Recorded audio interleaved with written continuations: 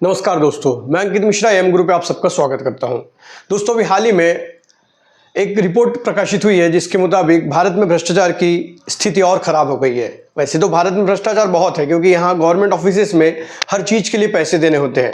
ना सिर्फ government offices बल्कि गवर्नमेंट कॉन्ट्रैक्ट, भारत में बनने वाले रास्ते, भारत में बनने वाले पुल जो एक साल में गिर जाते हैं। और कई बार सवाल ये पैदा होता है कि अंग्रेज़ों ने आज से 200-300 साल पहले जो पुल बनाए थे वो आज भी जिंदा है।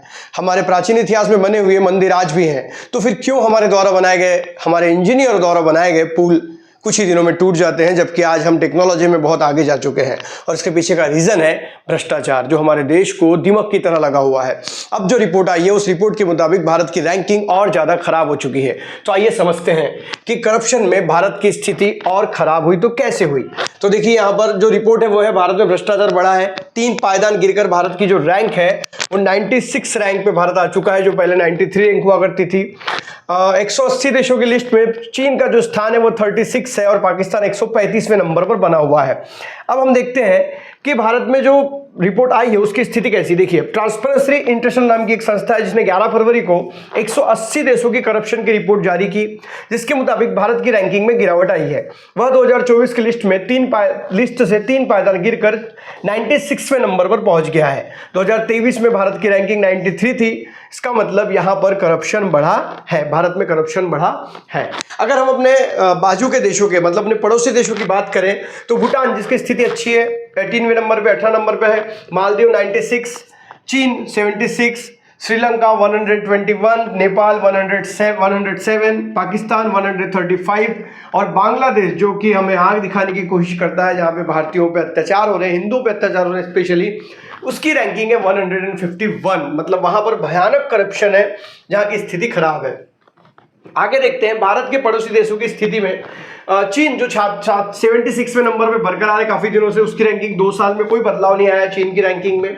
वहीं पाकिस्तान में करप्शन बढ़ा है, वो 133वें रैंक पे था, तो अब वो 135वें रैंक पर आ चुका है। श्रीलंका 121वें और बांग्लादेश 149वें नंबर पर है। मतलब इनकी स्थिति भारत से ज्यादा खराब है। और साधारण सी बात है, हम अक्सर दूसरे देशों से, पड़ोसी देशों से अपने देश की तुलना करते हैं।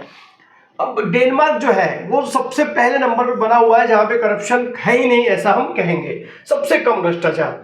फिनलैंड दूसरे स्थान पर और सिंगापुर तीसरे स्थान पर बना हुआ है। जबकि साउथ सुडान 180 सबसे करप्ट देशों की लिस्ट में, सबसे करप्ट कोई देश है तो वो है साउथ सुडान, दक्षिण सुडान। जारी की गई रैंकिंग में 1 नंबर रहने के वाले देश में कम भ्रष्टाचार होता है। इस रैंकिंग में जिसको 1 नंबर मिला हुआ है उसमें सबसे कम भ्रष्टाचार है। जिसको जितने मार्क अधिक मिलेंगे उसमें उतना ज्यादा भ्रष्टाचार होगा। 180वें नंबर पर रहने वाले देश में सबसे ज्यादा भ्रष्टाचार है, ऐसा हम कहेंगे। उसको सबसे ज्यादा मार्क्स मिले हुए हैं। वर्ल्ड लीडर्स की बात करते हैं, जो दुनिया के लीडर्स के रूप में पहचाने जाते हैं, जैसे कि अमेरिका। तो अमेरिका की जो रैंकिंग है वो 28 है, ब्रिटेन में 20, मतलब यहां पर भी करप्शन है।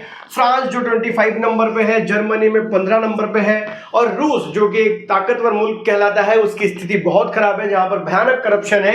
उसकी रैंकिंग है 154। मतलब रूस में हमारे यहां से भी भयानक ज्यादा करप्शन है। अब भारत का स्कोर देखते हैं। जो 2023 में भारत का स्कोर 38 था वो 39 हो गया है। मतलब 1 मार्क्स बढ़ने से, 1 अंक बढ़ने से भारत की स्थिति 3 पायदान नीचे जा चुकी है। जो भारत 93 नंबर पे था अब वो 96 पर जा चुका है ना। तो 2023 में स्कोर 39, 2022 में 40 था स्कोर। तो जैसे जैसे स्कोर कम होगा वैसे वैसे हमारी स्थिति खराब होते जाएंगी। तो 39 से हम 38 पे पहुंचे तो हम 3 पायदान नीचे जा चुके हैं। सिर्फ 1 नंबर कम होने से 3 पायदान खिसक गया है भारत। वैश्विक औसत सालों में 43 नंबर पर बना हुआ है, जबकि 2/3 से अधिक देशों ने 50 से नीचे स्कोर किया है। 2/3 से अधिक देशों ने 50 से कम स्कोर किया है। कैसे होता है आकलन? तो देखिए, इस इंडेक्स के लिए ट्रांसपेरेंसी इंटरनेशनल के एक्सपर्ट्स हर देश के पब्लिक सेक्टर में भ्रष्टाचार का आकलन करते हैं। हर देश के पब्लिक सेक्टर में 0 से 100 के बीच स्कोर दिया जाता है। जिस देश में जितना ज्यादा भ्रष्टाचार उसे उतना कम स्कोर दिया जाता है। मतलब स्कोर जैसे जैसे कम होगा वैसे वैसे भ्रष्टाचार बढ़ते जाएगा। इसी आधार पर इंडेक्स में रैंकिंग निर्धारित होती है। अब देख लेते हैं, जैसे डेनमार्क की बात करें तो जब डेनमार्क कंटिन्यू 1 नंबर पे बना हुआ है। दूसरे स्थान पे फिनलैंड जिसको 88 मार्क्स है। सिंगापुर 81 तीसरे स्थान पर। साउथ सुडान जिसकी स्थिति बहुत खराब है, 180वीं रैंक है ना।